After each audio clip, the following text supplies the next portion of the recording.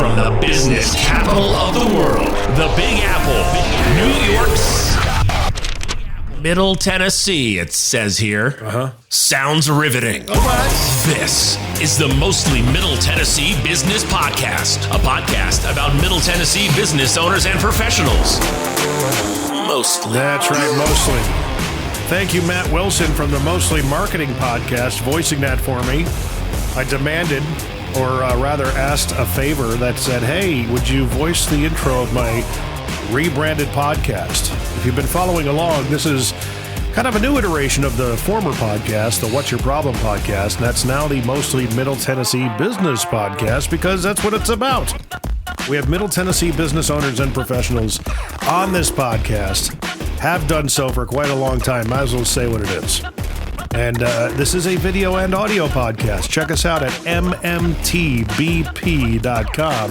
Mostly Middle Tennessee Business Podcast.com is available too, but it's a mouthful, as you can imagine. I am your host, Jim McCarthy, with JimMcCarthyVoiceovers.com and It'sYourShow.co, the very company that produces podcasts like this. If you're in need of a podcast, hit us up. My guest today, Mr. Gary Aldridge, from Aldridge Valuation of Advisors, correct? Yes. Did you know that 79% of Americans, it's been revealed, listen to podcasts, Gary? Wow. Isn't that crazy? It is crazy. So I'm out of radio now almost 10 years. I would have never thought that would have happened. You know? Yeah. That, radio's they got a problem, man. And they're not, a lot of people in radio are still very romantic about how radio used to be. So they gotta, and I always tell people in radio, and I do talk to them from time to time, guys, you could be helping the podcast industry like you wouldn't believe with your experience, especially people on morning shows and afternoon shows that have lived it, because, radio's just not paying them anymore. Yeah. I haven't listened to the radio in years. I keep on hearing that from people, but people in radio keep on saying, hey, people are listening to radio more so than podcasts. I find that hard to believe, but what do I know? So we're going to get things kicked off as we always do. It's called the Dad Joke Challenge. We're going to be talking to Gary just to kind of set things up. If you're somebody who is looking for business valuation, maybe putting your business on the market, and talking about fractional CFO type things, Gary's your guy. That's what we're going to be kind of covering in this episode, right? But first and foremost, we always kick things off and get the energy going with the Dad Joke Challenge, which is brought to you by Trade Bank of Nashville. Ed Fox heads it up. He is also the owner of Trade Bank of Nashville, and he's a huge dad joke aficionado. If you're looking to tap into an alternative economy, Trade Bank might be for you. If you've got languishing items on a shelf, maybe things are slow, the service industry that you're in isn't exactly doing gangbusters, you could put your business on Trade Bank and trade with other Trade Bank members for pennies on the dollar, because you're only trading what your cost is for retail value. So something to look into. I know a lot of people do it for like phone systems and things of that nature, maybe some office supplies, gifts for their clients. Trade Bank of Nashville, all the details are in the description. Now, the Dad Joke Challenge, Gary, you laugh, I score a point. Uh-oh. If I laugh, you score a point.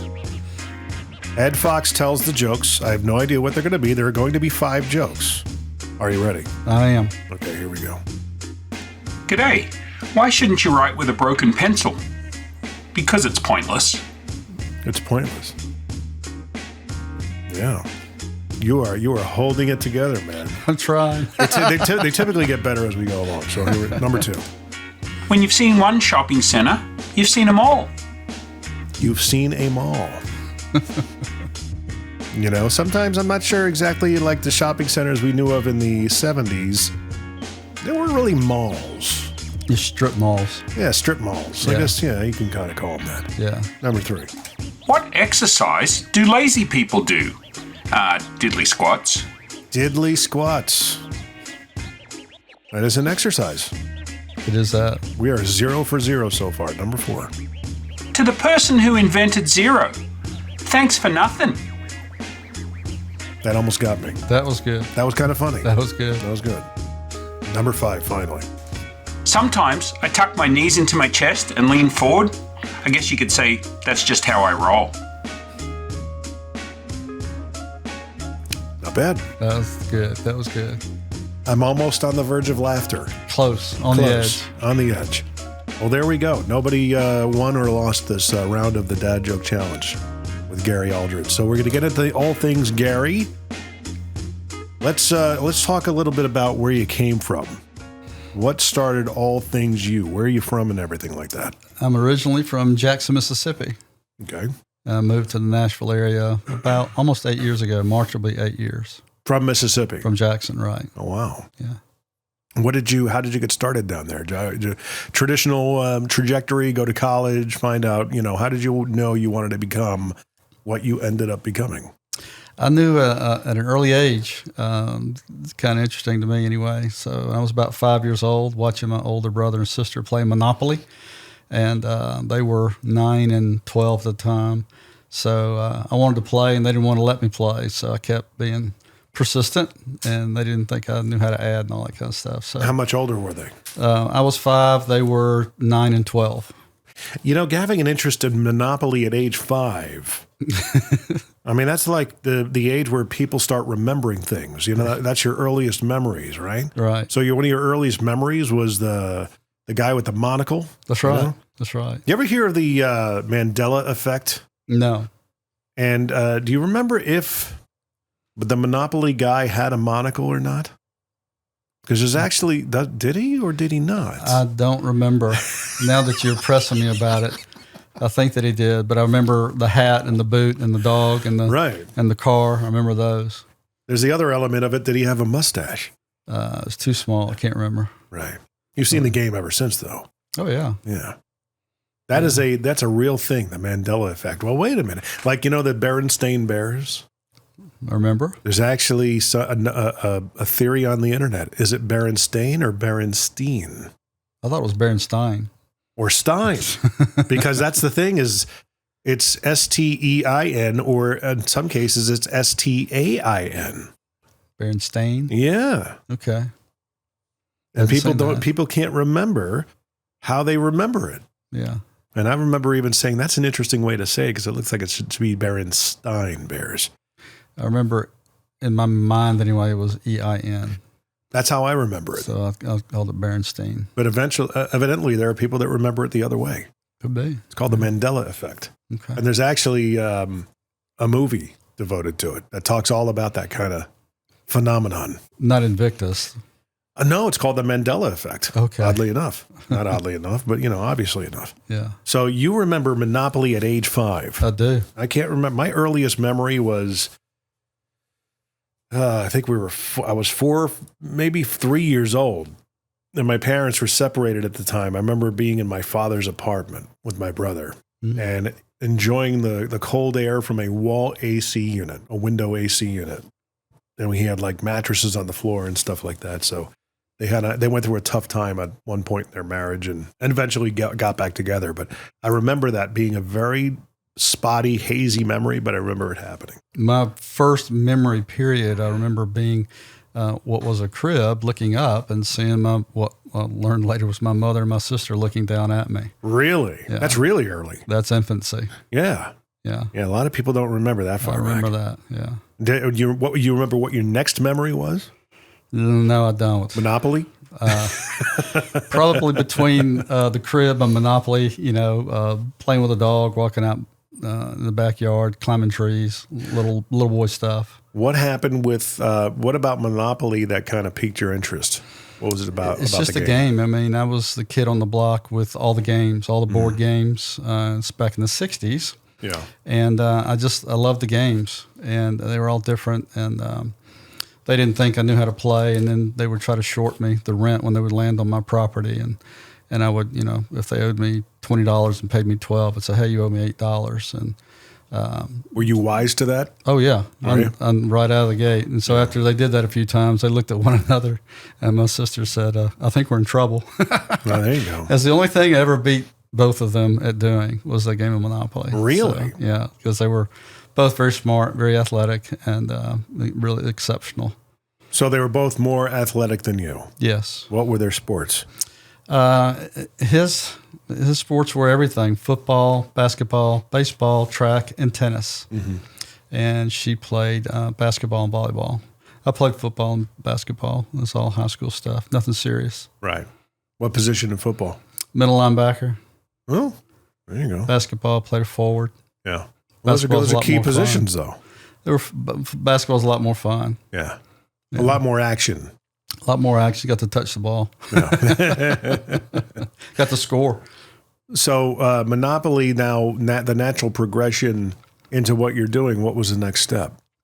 Well, I was always interested in math in school. You know, other courses kind of bored me, but math, I looked at it as a competition, and I tried to get, score higher than the other kids, do the problems faster. And it was all about problem solving, which is what I do today, is problem solve. Somebody calls and says, hey, I got a problem, but I don't know what it is. And so then I'll get involved and sort through, look at their financial statement, sort through it, identify it, come up with some options, execute, try to work their way out.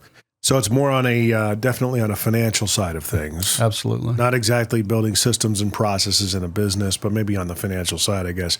But those are pretty tried and true over time. It's just your entrepreneurs that are new don't really know what needs to be done. A lot of them are really strong in sales, and so they're selling a lot, but then they can't pay the bills or they're not making money. They don't know why. Right. And so they're just maybe not as in tune on the financial side as they are on the sales side. So that's where I get Is that involved. a commonality, a common thing that you're running into? Very common. Really? Yeah. Especially with the advent of the entrepreneur in the last probably 8 years now.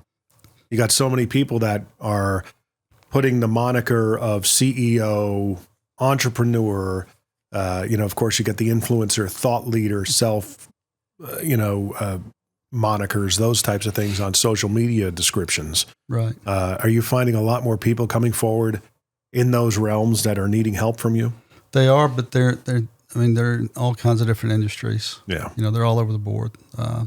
There's no commonality in the industry that I work with. I'm like industry agnostic. And for me, the challenge is just figuring out, it really is like a game, and it's just figuring out what the pieces and parts are and what the pain points are, and then identifying them and trying to resolve them. Are they different every time, or somewhat similar? Well, there's some common ground, and they don't know what their break-even points are. They have no concept of benchmarking of cost of goods sold with sales. Don't know much about gross profit, which is even more important than sales. Right. So having to educate them on what gross profit is and why that's important. Benchmarking sales and marketing against revenue, benchmarking G&A expenses, they don't know what that is. Right. And trying to keep a lid on those while your business grows. And that's where the profitability grows. That's where the scaling grows. And while I do spend a lot of time on the financial side, what I teach is people or businesses scale through people, processes, and technology. So those are the places where you really ramp up in value. I mean, it can tweak the numbers and we can get some more money and get you cash flow positive, and I do that.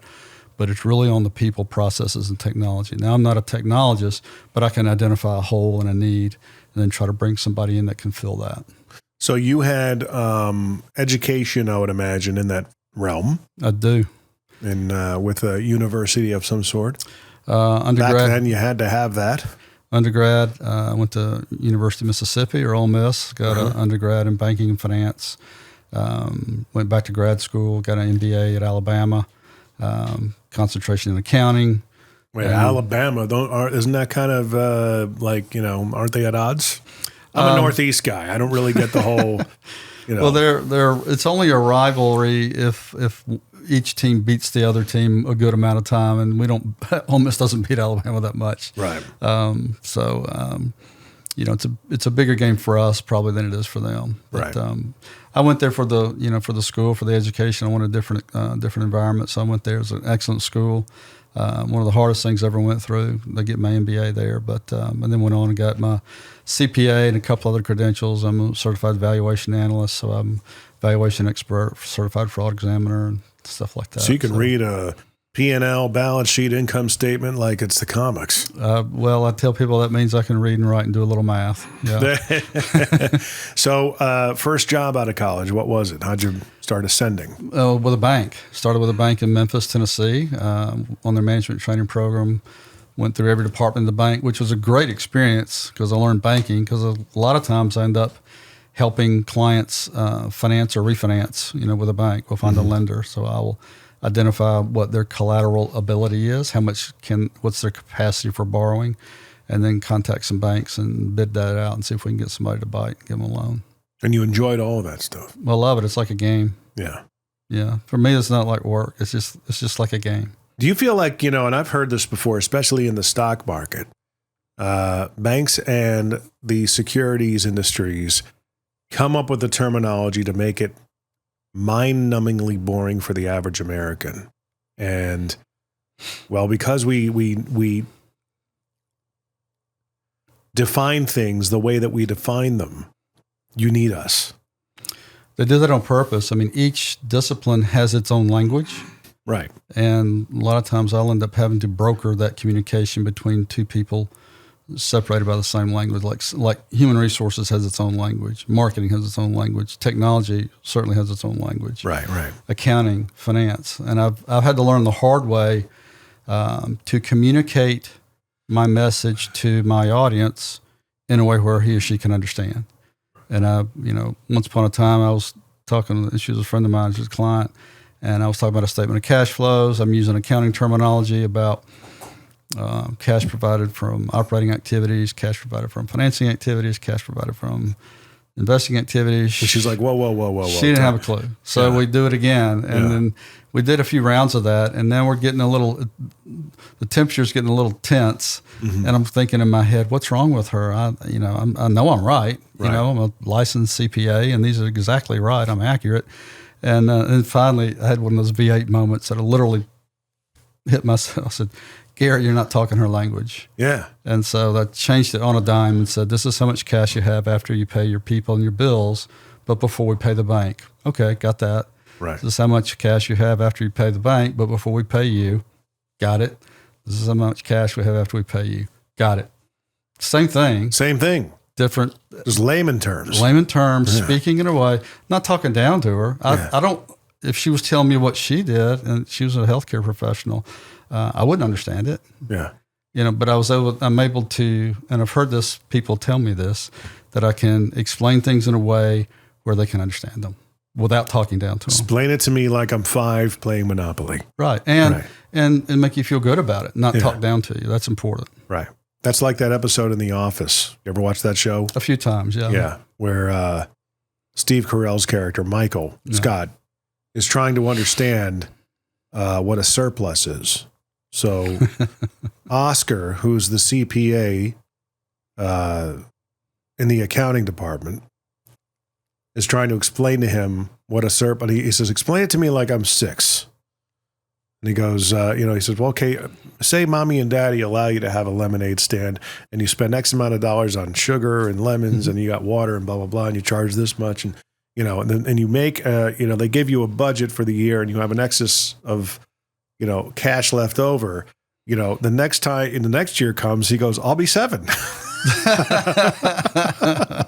But he does that in such a way where it's like, oh yeah, okay, that, everybody typically watching the episode knows what a surplus is, but apparently the branch manager of a paper company did not. Right. So what did you do after? Did you stay with the bank throughout your whole career? Or? Oh no, I've changed several times. So I worked in banking for a while. Then I worked with an ad agency, and then I realized that was a skill set I didn't have. A lot of right brain thinking. Very creative, graphics and words and stuff like that. Although I've learned that I'm creative, but not in that area. I thought I can fumble my way through this, but there are people that are gifted there. And that's not my bent. My bent's on the financial side. So that's when I went back to grad school at Alabama, doubled down on all the accounting stuff, financial stuff, left there and worked with a CPA firm for a while, and then left the public accounting world and worked with private industry for decades, for about 30 years. In the C-suite, CFO type thing? Right, yes, yeah.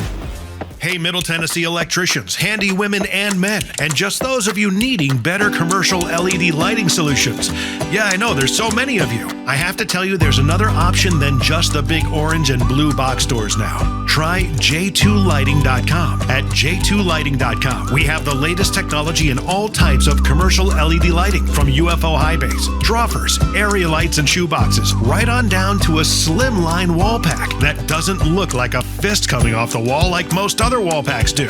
You get what I'm saying, right? Many of our fixtures are wattage and color temperature selectable, which means you have more control over the brightness and appearance in your dark spaces. Check us out at j2lighting.com for a great local source for your commercial LED lighting ideas, even full color light show dreams. Yeah, totally. That's the letter J and number 2 lighting.com. j2lighting.com.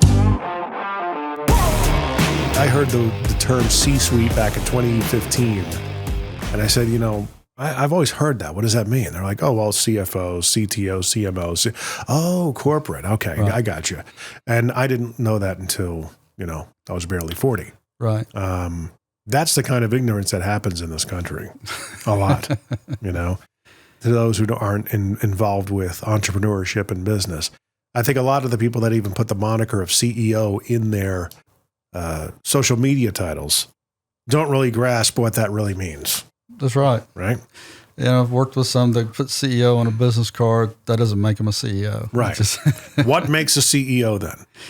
I'll put it this way, and I was talking with a client about it. I said, I worked with a lot of business owners over 30 plus years, and the smartest ones I've worked with had nothing to do with letters after their name. I've got a string of those, but it's the people that know what they know, and they know what they don't know, and they surround themselves with people that fill those gaps, and they let them do what they do. Right. I mean, those are powerful leaders. It's a real mark of humility too, but they're very strong. They just recognize, hey, I need some help in this area, versus people that say, it's my business, I know everything, do what I tell you to do. It can't really help those people. Right. So in the decades that you were in the C-suite in a variety of different businesses? Yes. What kinds of industries and businesses? Telecommunications, nonprofit, hospitality. I'm trying to think about a few. Lending, financial services. Yeah. And then, since about 2010, I've mostly been a consultant. Was that because of the big meltdown in 08? I got to a point in my life. I had a great run with some great CEOs and business owners. And then I had a brief run with like 3 in a row that were not so great to work with. And then I decided, I'm putting my whole livelihood and that of my family in the hands of one person, and that the winds can change very quickly. So I decided I'd rather work with several at one time. I like that. Plus, I like the challenge. Isn't that the truth, though, that a lot of people think that, maybe starting a side hustle or taking their first steps into an entrepreneurial journey seems very risky? It is. It is, but at the same time, having one job is just, if not more risky. It is. Than having, a couple of different avenues of income. It is. Right. There's risk with everything, and people think, well, I've got a job. You got a W-2. You have it until you don't. And you got to find another one. Well, getting back to even in the beginning, we were talking about radio people. I try those who reach out to me who are curious about podcasting because they're enrolled. I had somebody say, well, it's really expensive to start a podcast, isn't it? I said, no, not really. It depends on what you're looking at in terms of equipment. You're maybe looking at $1,000. And if you think that's expensive, then you probably need to rethink your thinking. Right. Because it's not. When you think about the equipment, because those are assets. Those are the tools you're going to use to get the job done. Your biggest asset is understanding yourself and the knowledge that you have. This particular person had been in Las Vegas radio for the past 20 plus years. A ton of experience. I told her, you have morning show boot camps. You've held down, a midday shifts, afternoon shifts, and done very well in the ratings. You know how to get attention. You know how to communicate. There are a lot of people out there, business people, real estate agents, lawyers, mortgage people, tons of people who understand the game of getting attention, and podcasting is the easiest way to generate content that's not created, it's documented. Mm-hmm. Right now, we're just having a conversation with cameras that is being documented that we can repurpose for something later that's shorter and, micro content. And she just couldn't, well, how do I get, who's advertising on these I said, short of being Joe Rogan and getting, thousands, if not tens of thousands of dollars per ad, how do we monetize this? I said, well, First things first, you start. That's right. And if you tell everybody that you're talking to on the radio and they know you as a personality, that, I'll name him. Michael Del Giorno just recently got booted from his station. Okay. I reached out to him. Okay, now strike while the iron's hot. Let's get a podcast together. I can help you. And you've got momentum. You've got attention. People miss you. I'm trying to get him in here to have this conversation of why didn't you do this? Yeah. It is abundantly frustrating to me because it's a W-2 mentality. I just want a steady paycheck. Yeah. And I had working with a client, the controller, he was asking me about, I could tell what he was asking me about was whether he ought to step out and do something on his own. Right. And I said, well, that's not for everybody, Well, controllers, I guess another way of a different level of a CFO in a way for a business. It is a lot more heavy accounting, score record keeping, what happened yesterday. That's what accounting is what happened yesterday. And finance is, what do I do with that tomorrow? That's the difference. Okay. Like if you're driving a car and you look in the rearview mirror to look behind you, that's accounting. What happened yesterday? Then you turn around, look through the windshield. Now, where do I go? What do I do with that? Accounting is literally, when you think about the word, it's accounting for the activities of where the money went. Yesterday. Right. That's right. Right. Now, what do I do with that? And so what a lot of accountants do is they just say, here, they give you barrages of numbers and spreadsheets and say, here it is. Let me know if you have any questions. And then the business owner looks, they're busy. They're working their tail off. And, they don't know. That's what I try to teach them is make your accounting team translate that data and the information, make them tell the story. Like, what's important? Why is it important? What happened? What do we do now? Doesn't mean they can, right? And that's where you come in. You can interpret what they documented. I do. And then you could tell them the story. You can predict. It's like, here's the crystal ball that they're giving you. Right. I can read it. And many times, there's cause and effect. I say, if these things are in place, this is likely to happen, which may or may not be a good thing. I'll say, well, no, that's not going to happen. Like, no, I'm telling you, this is what's going to happen. If we don't change, which we're just doing it with a client right now, looking at last year, I don't think he realized how much money he lost. Yeah. Until I got in there. I was like, did you know you just lost this much money? Like, no, I didn't know. Well, and if we don't change it in 24, guess what? You're going to lose it again. Right. Now I got his attention, and now we're working to change it. Oh, very good. Yeah. So in 2010, you decided to have the moxie, the C.O. Jones, as Phil Valentine used to say, to step out on your own. Right. But you had to go from a W-2 mindset to a 1099. Right.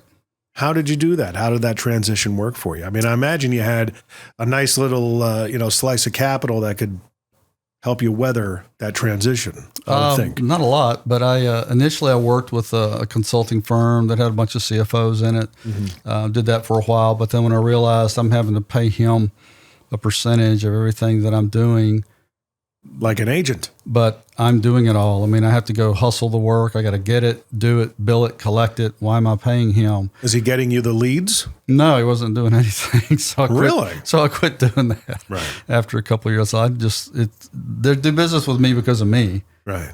Or not because of me, not because of him. So I went out on my own. What types of businesses and business owners did you have in the beginning? A lot of solopreneurs, anything like that? Golly, it's been 13 years. I'm trying to think. I'd have to go back and think about what they were, but I've worked with, smaller ones, healthcare. It was about 2013 when I got into the valuation space, although I've been doing valuation since the 90s because business owners want to know, I want to buy this or sell that. What do I pay? And I would do an analysis and say I'd pay this or I'd charge this, So, but I got licensed, if you will, and then 13 and started doing more of that. So I do more valuation work now. There's a lot of schools of thought to valuation. Right. Some of the thought leaders out there, a big one out there, his name is Gary Vee.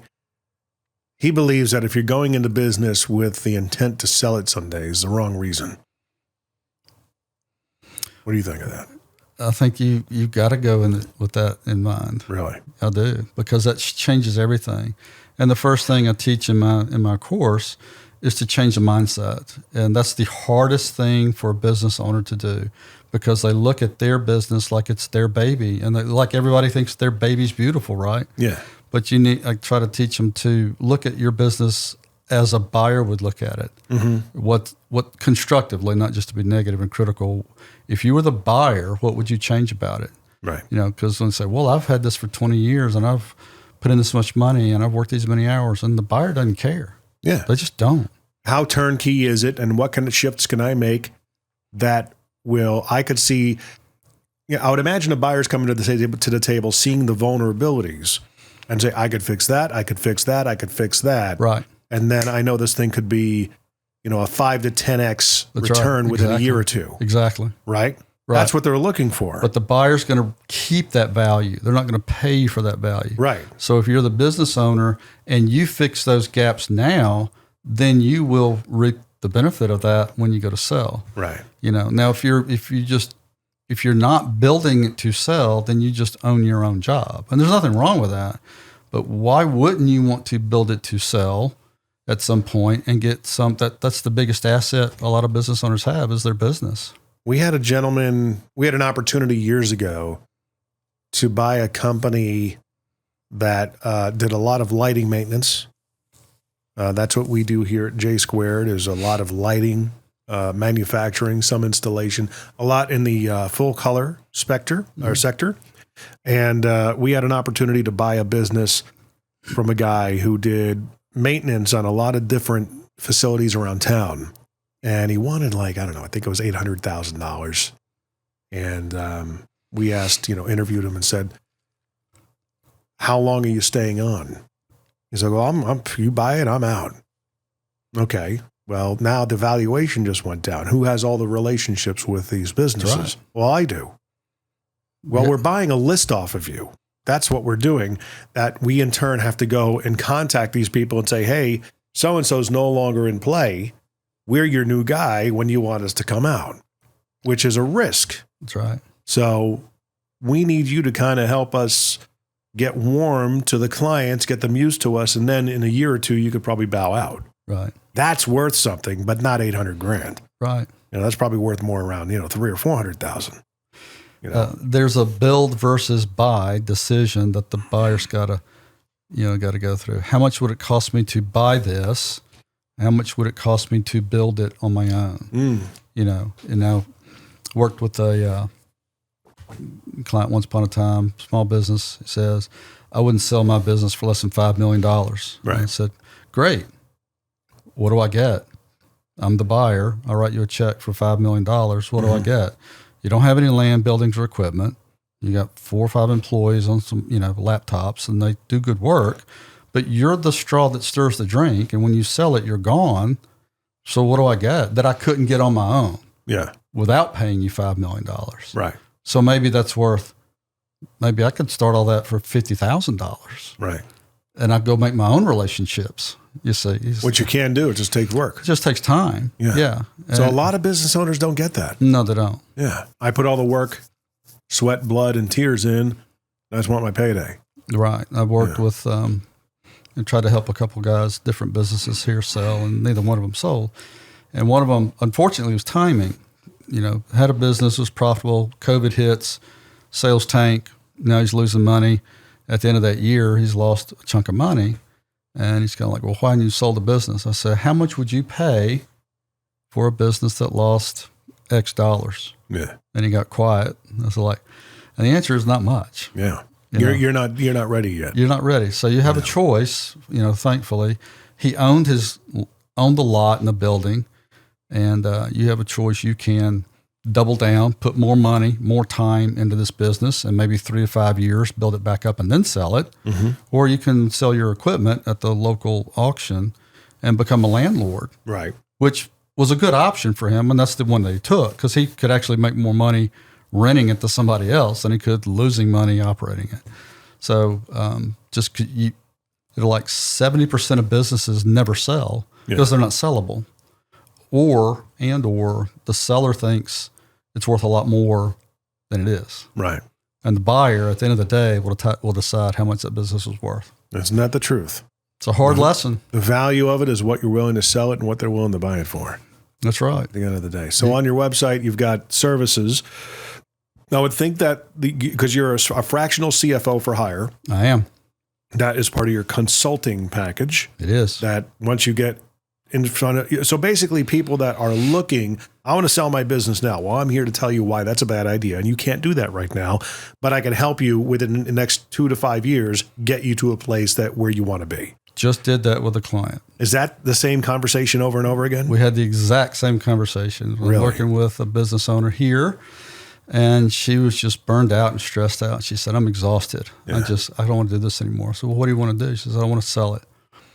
I said, well, today it's not sellable. Yeah. Okay. But it would be sellable at this point, and within 30 minutes on a phone call, maybe 45, if you could get it to this point, then it's sellable. And how much, could you do that within a 5-year time period?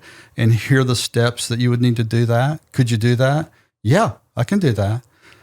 So now we've got clarity. Now we've got hope. Yeah. And now her whole demeanor changed. She came into the conversation exhausted, left the conversation excited. Yeah. And that's a common type of conversation. But she got the point. But we can get there. Here's the point where it is sellable. Here are the steps to get there. We got to do this. Can you do that? Yeah, we can do that. So now we're off. What, is there like a handful of questions that you ask people typically in those conversations, or even putting them out here for business owners and professionals to kind of ask themselves? That's a good question. And I'm going to put that together and put it out there. I've actually written them down, but a lot of it has to do with how well do you know your own business? How much of your business is dependent on you? Mm-hmm. Okay. And I tell them, try to teach as a business owner, you just spend 80% of your time driving business value. Don't mistake value with just increasing sales. I've worked with people that are really great salespeople and they're losing money. Mm-hmm. Okay. So just sales in and of itself does not necessarily create value. Grow the size of your business. Well, that takes a lot of cash. Yeah. Okay. Well, the cash got to come from somewhere. Mm-hmm. So, I'll actually need to put those questions together and put it out there for people. And I've written them down on my yellow pad, and I'll do that. Yeah. But there are only 3 sources of cash. There are only 3. You generate it out of your own business, what I call out of operations, or you go borrow it from a lender. Right now is a terrible time to borrow money. Banks are really tight. Interest rates are high. Yeah. Or you go get equity, and that's even more expensive. So that's all you got. Those are your 3 options. I think we're playing our cards right with our business. My business partner and I are aligned. We understand that we can't build this around ourselves and make us a keystone. He knows that he doesn't want to be in the middle of everything. He wants to build the systems and processes, as do I. We understand the value in doing so. We're working on an intranet for the business for all the different media, sales documentation, things of that nature. But we also bought a piece of property not too long ago that we're going to build on. And it's one of those things that we understand that's going to be of tremendous value down the road. There you go. Not a lot of people have the moxie for that. Takes some boldness to step out and do that. Is that a good move, you think, or?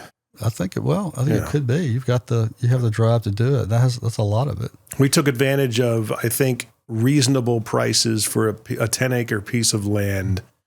We got to rezone it, and there's a good probability that'll happen. And once it does happen, I think the value will probably double from what we paid for it. I think ultimately it'll be a good thing. So you're in the real estate business. We have a separate company that's a real estate holding company. That's what they said. The guy, there was an attorney, I think, told Ray Kroc, the guy that had McDonald's, he said, "You're really the founder. You're in the real estate business. You don't know what you don't know what your business you're in. That's right. Yeah, you're not selling burgers and fries. You're in the real estate business, You're in the pal. real estate business. That's right. And once you realize that, everything changed. That's right. I'm in the education business. You? I am. Yeah, I could see that. Yeah, and I've put all this. I work with people myself, but I can only work with a handful of people at a time, right? So, for me, about 3 years ago, I had asked the question: How do I scale me? Yeah. And I could either hire people, go get work, have them do work, and then I could touch more lives, or I could put all this online. So now it is online, and a course where you can get all this for, not a lot of money. Is it virtual? It's online, yeah. Or rather interactive? It's not interactive yet. There's a down. That's a great thing to do. That would take a little more money, a lot more money. I know a guy. Good. We may do that. There's Brad Lee, and he owns Lightspeed Virtual Training, and he licenses his technology. Like even if you shoot your video, they may refine it, but they basically make it very interactive. Where hey, what kind of business owner are you? And then you click whatever, and then it takes you to another module and stuff like that. So yeah, that'd be fun. They can do real world exercises on the things that you put forward and stuff like that. So I put a whole course together. It's on at leveragingyou.com. Different pricing options, different tiers. Yeah. It's very inexpensive that way because the SBA says there's 30 million small businesses. Yeah.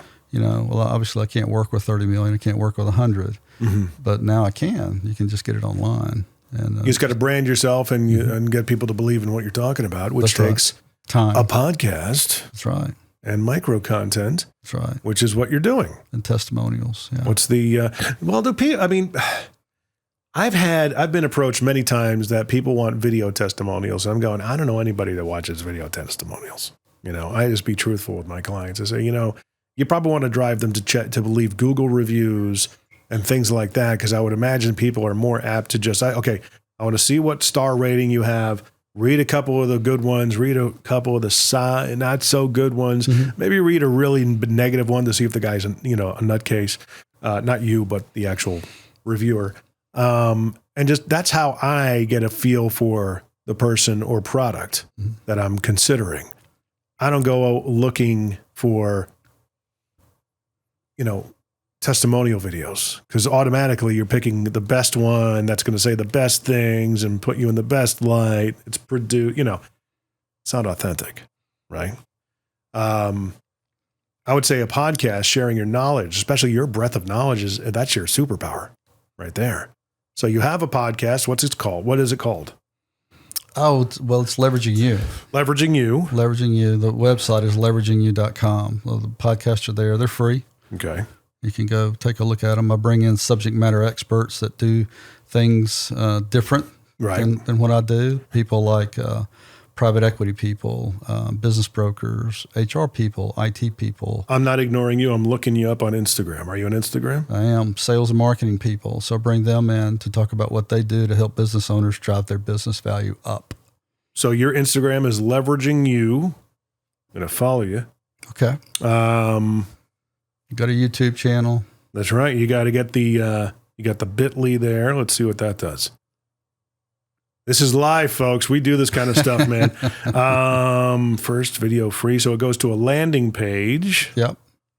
I would actually recommend getting a link tree with because you can change that thing up. It's like not a virtual, but it is a landing page. That's easily designable. It's easily updatable and editable. I have it on mine. I put I have one for this podcast as well. Instead of having a whole entire landing page for the podcast, it's just a link tree, man. And I can go in there anytime, change whatever up I need. I have got a contact form for people that want to be a part of the podcast and sign up for a mailing list. Yeah. Here are the latest episodes. Here are the clips. So all that kind of stuff in what you're doing, man. I would just post nothing but tidbits of information that come out of that podcast. Yeah. Are you doing clips and everything? We are. Right on. You got the titles and everything. We do. Unleashing my board game skills to conquer industries. Are you making that up or reading it? No, I'm looking at it. Yeah. Looking at it right now. Well, my son James shoots has shot those podcasts and edited them, and he put that title on there. That's good. Well, that's, that mind seeing you from the outside is what it takes. Yeah. Being able to hear the content and going, especially from a journalistic broadcasting background like I have. I had my business partner on this morning, and he's one of those guys, you pull the string and off he goes. Mm-hmm. I don't have to ask too many questions. And you guys can check that out. It's the last episode to this one. So his name is John Warner. Business maven. He is just a supremely intelligent person when it comes to business. But he's in that time of his life where he's proving himself. Mm-hmm. Let's see if all these things that I think work. So far, so good. He is in those situations where you pull the string. It's like, there's a clip. There's a clip. There's a clip. There's a clip. It's like one after another. Yeah. That's the secret, Yeah. That's what you need to keep on doing. We'll do it. With, you got to get thumbnails with titles on them. Okay. That when I go to your page, I want to see what each piece of content is about, and it has to be a headline. That's the only, I'm giving you unsolicited advice. I apologize. No, it's good. That's what I do. Good stuff. I'm trying to do it myself, but yeah, whenever you go to an Instagram page, guys, and you check somebody out, if you go to mine, it's not exactly perfect, but I'm getting there where every single thumbnail you see has got to tell me what it's about. And plus get my attention in the first 3 seconds. That's right. 3 seconds. We got to compete with so much noise out there. But the thing is, buddy, you've got track record. I do. There are so many people out there who are coaches, gurus, influencers, thought leaders, self-proclaimed, all the above. And honestly, they've never done what I do. They don't have the stripes. No. That's what drives me nuts. No. And it's like, they're an online social equivalent of Valpak. Someone's hiring them. Yeah. Right? Well, they probably took a coaching class from somebody online and they got some kind of script to go through, but they've never done it. Right. Case study just here in Nashville a few years ago, worked with a guy, do a business valuation. His business worth about $600,000-$700,000. So a year ago, he sold it for $2.5 million. It's real world. It's real money. Yeah. Is it worth it? I think so. Well, I mean, even if maybe this isn't being That's done. just one. For clients that may not be able to pay what they can pay you, because I'm sure you're probably going to come across those businesses. Well, I can't afford you. That's what the course is there for. For $150, you get the whole thing. But what if you had a business owner that's a fun project for you? So you get the fun out of it, really fun, whatever floats your boat, but you document the process. Okay, we're starting here. You thought the business was worth X. Yeah. And it's real world, maybe a weekly update, right? Where, hey, we met with, we're meeting today. We just got done with our meeting. We identified some problem areas. Here's the specific numbers. Yeah. Here's what the valuation we came up with. You're not valued as much as you think, but hey, we're going to get there. Follow us in this journey over the next 2 to 3 years as we get him there. Right. Social proof. Yeah. You're welcome. Yeah, thank you. Yeah, well, you're going to see changes to the website because we're going to put a graphic on there that talks about the value journey, which is just what you talked about. You're starting here, and then you're going along the line, and you end up here. Right. And you're going to have setbacks. That's why the line is not linear. Right. It moves up and down. But I don't think anybody's documenting a real world situation like that. And it has to be with somebody who, they're right for the course, but maybe you just want to get in lieu of them paying you. Okay, in exchange, I want to document this process to help market me. Yeah. To give myself, people can see, they'll believe the message, they'll believe the messenger and the message because the proof's in the pudding. And you're going to see it play out in real time. Right. That's something to think about because I don't think anybody's doing that. Probably not. I could do it. Because everybody's putting out their Beyonce moments. Yeah. I'm at the top, but nobody's ever seen what it took to get to the top. Right. Could do that. I could just shoot it from my iPhone once a week. Just give them a weekly update. Hey, just bring them in your podcast studio and just say, hey, well, if it's a monthly thing, maybe it's a monthly side, maybe show bonus episode that you're putting in your podcast. Yeah. That, hey, here's, we're checking up with, Corporation XYZ. If you've been following along, we started here over the past 6 months. We've actually gotten to a mile marker of X. The next one to hit is this. The next goalpost is that, so on and so forth. Yeah, the only issue I can see is that people want to maintain their privacy. Well, that's the trade-off. And they don't want to publish they don't want to publish the numbers. I will be intimately involved with you like you would be paying me a full scale. You won't be paying me. The only exchange is going to be the fact that we're going to make this public. Right. You have to be okay with that. Yeah.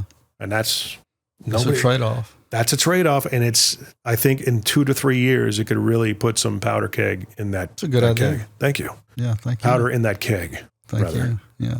I don't think anybody's doing that. No, not like that. I mean, in that course, I give tons of real-world examples of stuff that I ran into, but those are Beyonce moments. Not one chronological story. You could tell the stories of all those, but nobody ever sees them play out in real time. It does take time. It does. And if you're following along with the story, you're going to see it does take time because it's a 2 to 3 to 5 year grind. It is. You thought you were here. You're not. Right. I got bad news for you. But thank you for agreeing to do this. Make sure your legals are in place with that kind of stuff. But one guy called me in and said, I want to sell my business in 18 months. What can you do for me? And I said, not a lot. Yeah. Short of having some massive sales effort to ramp up, or gut your infrastructure, to get your cash flow up. But that's going to be artificial because then the buyer's got to go back and replace that infrastructure you just gutted.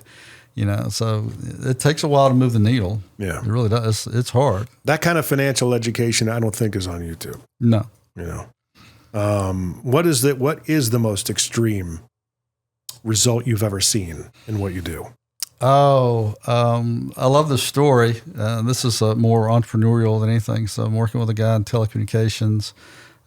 We would buy licenses, and it's like real estate in the sky. Mm-hmm. All the stuff that we do, the Wi-Fi, phones, and all that, it goes through the air.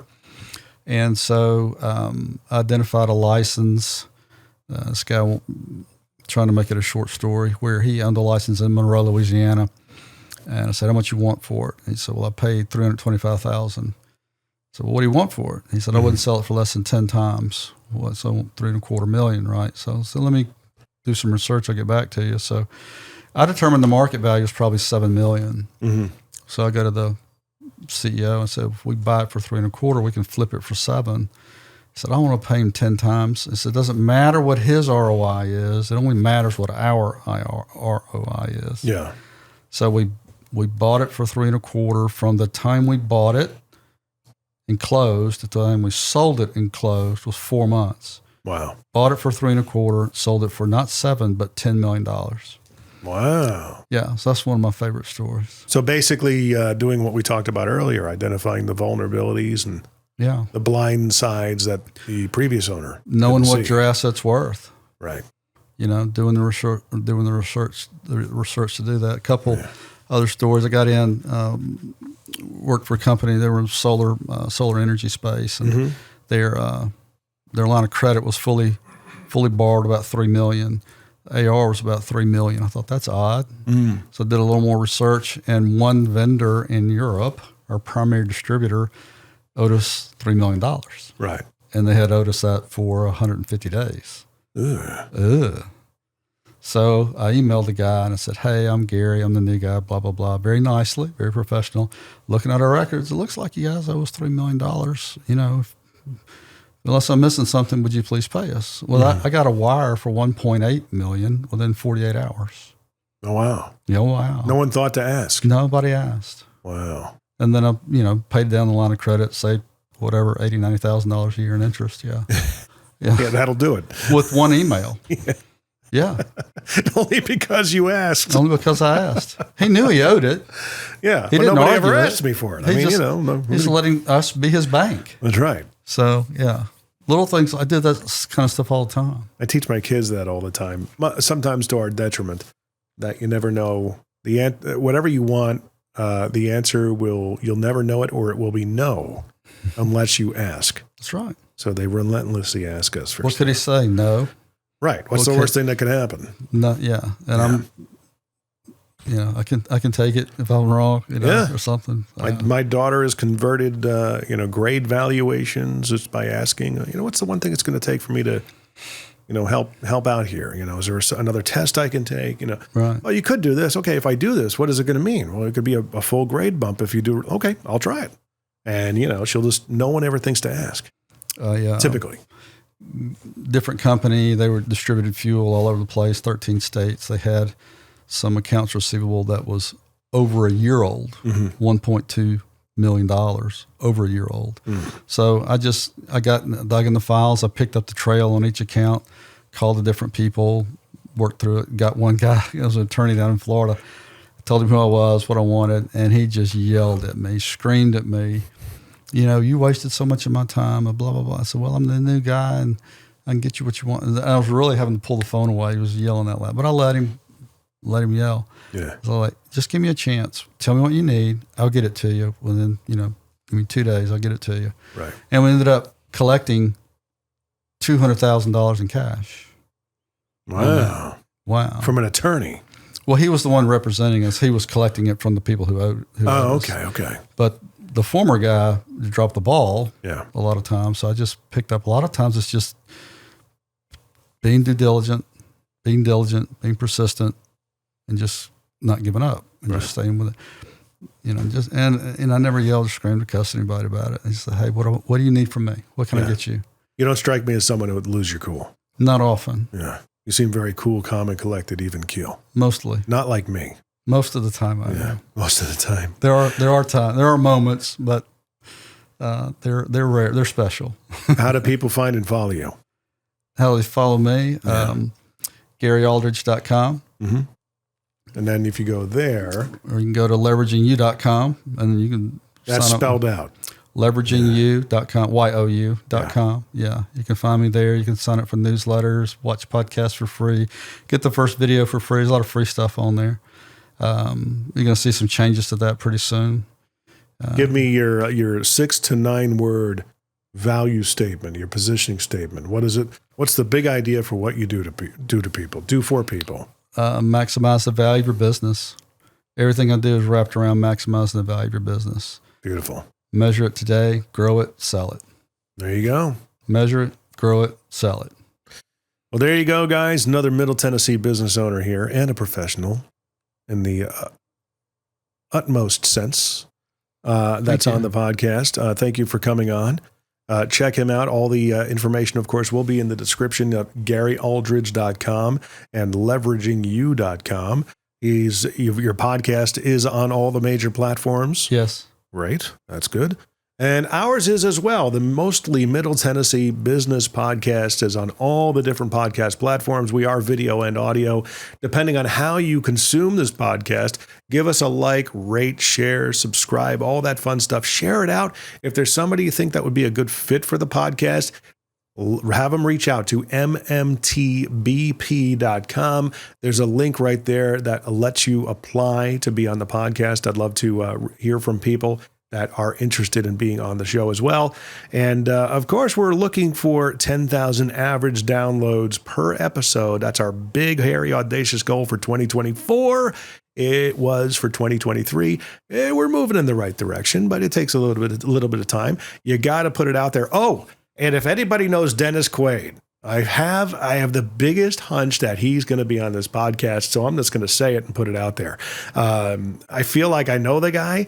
If you know his handlers, his management, if you know the guy himself, let him know. Hey, some dude in a house in Thompson Station that does a podcast wants you on his show. That's all I know. Send him to mmtbp.com. Gary, thanks for coming out, my friend. Thanks so much for having me, Jim. I appreciate it.